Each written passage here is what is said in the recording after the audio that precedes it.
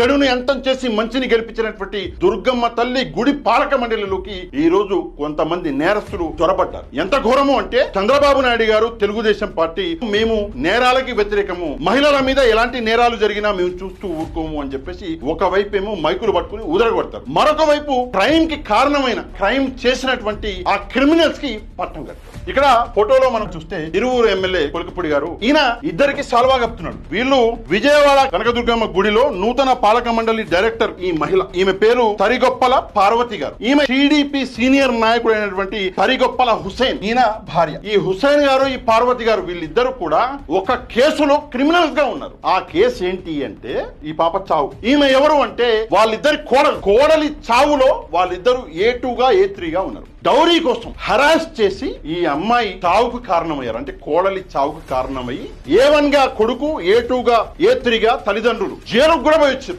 ప్రస్తుతం కేసు నడుస్తున్నటువంటి నేరస్తుల్ని పట్టుకుని ఈ రోజు విజయవాడ కనకదుర్గమ్మ గుడిలో పాలక మండలిలో డైరెక్టర్ గా ఆ మహిళని అపాయింట్ చేయడం అంటే నేరాలను ప్రోత్సహించడం అనాలా?